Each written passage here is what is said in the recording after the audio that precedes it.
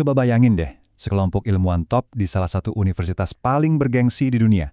Tapi mereka bukan lagi nyari obat kanker atau mecahin atom. Mereka justru lagi berburu hantu. Yap, ini bukan fiksi. Ini adalah kisah nyata yang luar biasa dari laboratorium parapsikologi Duke. Sebuah upaya yang super ambisius dan tentu aja sangat kontroversial buat nyebuktiin keberadaan hal-hal gaib pakai metode ilmiah. Oke, kita langsung mulai dari tengah-tengah kekacauan. Kutipan yang barusan Anda dengar, itu dari Lucille Herman, tahun 1958. Itu bukan deskripsi biasa kan? Kedengarannya kayak adegan film horor, tapi ini nyata. Deskripsi mengerikan inilah yang jadi pemicu seluruh investigasi yang akan kita bahas. Cerita kita berawal di sebuah rumah yang kelihatannya biasa-biasa aja di Seaford, New York, tahun 1958. Dari luar sih, ini potret sempurna kehidupan pinggiran kota yang tenang. Tapi di dalamnya, wah, terjadi kekacauan yang nantinya bakal jadi berita nasional. Jadi, kekacauan macam apa sih yang kita omongin? Ini bukan sekedar suara-suara aneh di malam hari ya. Kita bicara soal tutup botol yang meletup sendiri, patung porselen yang meledak sampai hancur berkeping-keping, bahkan perabotan rumah yang geser-geser sendiri. Coba bayangin deh, betapa takut dan bingungnya keluarga Herman yang harus tinggal di tengah semua ini. Dan ini bukan cuma cerita keluarga yang dibesar-besarkan loh, polisi sampai turun tangan dan mendokumentasikan, catat ya, ada 59 insiden terpisah yang mereka sendiri nggak bisa jelasin. Jadi ini udah investigasi resmi yang benar-benar mentok. Poin kuncinya, pihak berwenang pun dibuat pusing tujuh keliling.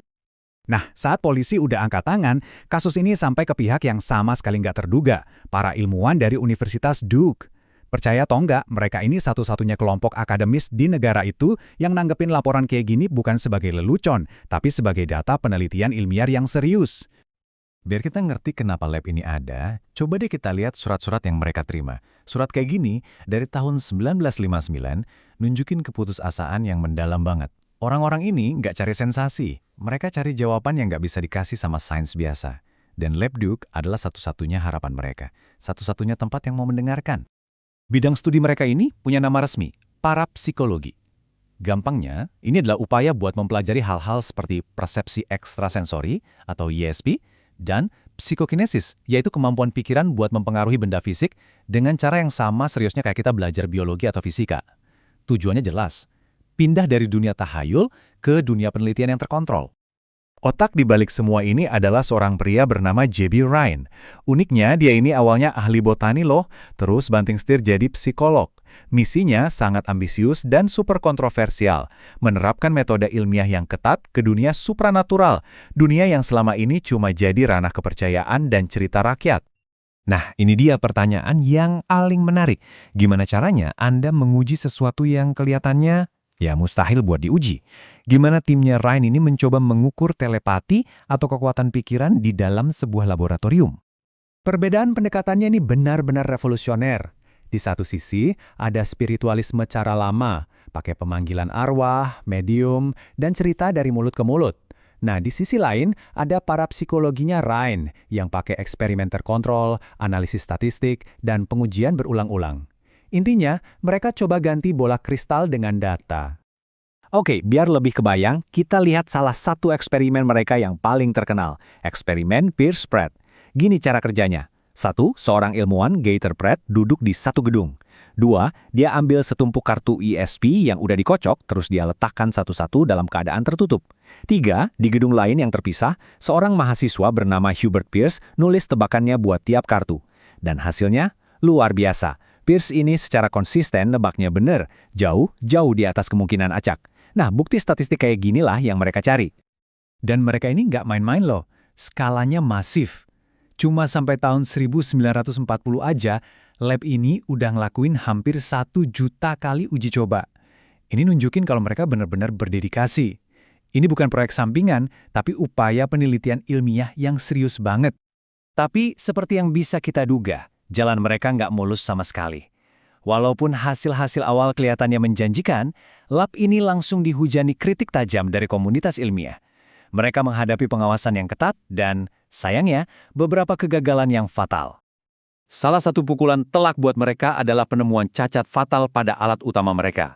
Ternyata, simbol di kartu ESP itu, kalau diperhatikan baik-baik, bisa sedikit kelihatan dari belakangnya. Penemuan ini langsung bikin hasil penelitian bertahun-tahun jadi diragukan dan jadi amunisi empuk buat para skeptis. Ryan sendiri ngaku kalau cacat ini bikin mereka sangat menderita. Masalahnya makin parah waktu penelitian ini coba diterapkan di dunia nyata. Contohnya, kasus tragis hilangnya seorang anak laki-laki berumur 6 tahun, Bruce Kremen. Seorang yang ngakunya detektif psikis bernama Peter Hurkos dengan yakin bilang dia masih hidup.